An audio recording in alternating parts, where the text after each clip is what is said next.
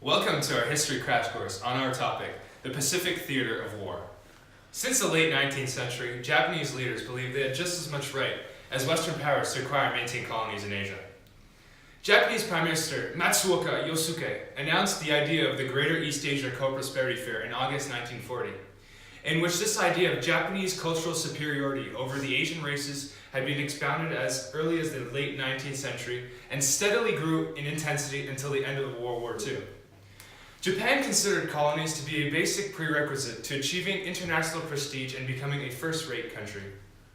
On December 7, 1941, the first attack on American soil since the War of 1812 was launched. Japanese planes dropped bombs from aircraft carriers on the American naval base, Pearl Harbor. The Japanese had two major objectives: sink America's aircraft carriers and destroy its fleet of fighter planes. By chance, all three U.S. aircraft carriers were out to sea. Instead, the Japanese focused on the Navy's 8 battleships at Pearl Harbor, all of which were named American states: Arizona, California, Maryland, Nevada, Oklahoma, Pennsylvania, Tennessee, and West Virginia. Caught unaware, U.S. troops and commanders scrambled to get planes in the air and ships out of the harbor.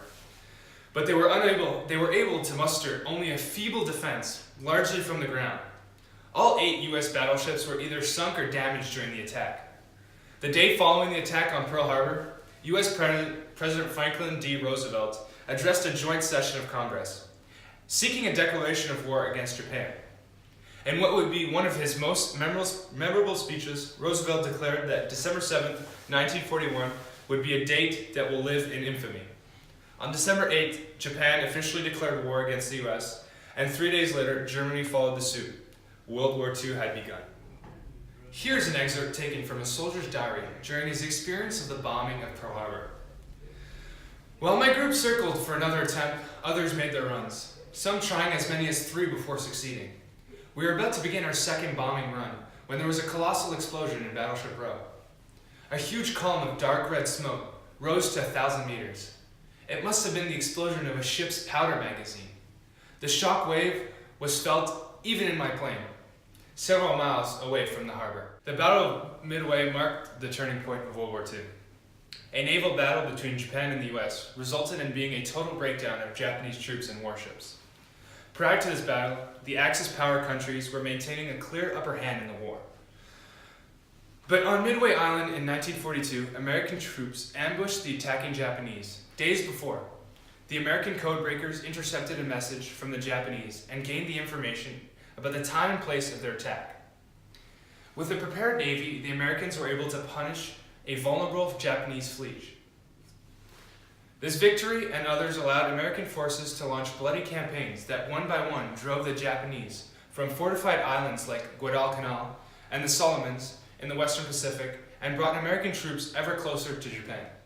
The Japanese casualties were that 4 carrier ships were sunk, 1 cruiser ship was sunk, 248 aircrafts were destroyed, and 3,057 people were killed. 1 year later, a less severe battle was fought on the island of Guadalcanal. By February 1943, the Japanese, which were badly outnumbered, were forced to evacuate 12,000 of their remaining troops from Guadalcanal. Along with the naval battle of Midway, the fighting of the Guadalcanal marked a turning point in favor of the Allies in the Pacific War. In 1944, the Battle of the Philippines was fought, and although it was only a 2-day battle, the number of Japanese firepower rapidly decreased, the first day losing more than 300 planes in total and 2 carriers. During February 19th to March 26th, in 1945, the Battle of Iwo Jima was fought. This fight was much tougher to fight as the Japanese were more equipped and prepared. Although the U.S. lost approximately 6,000 Marines, on March 16th, the 5 months following, the U.S. were able to land thousands of B-29 bombers. After the U.S. entered World War II, the Allied intelligence operations came to learn that the Germans were also working on an atomic bomb.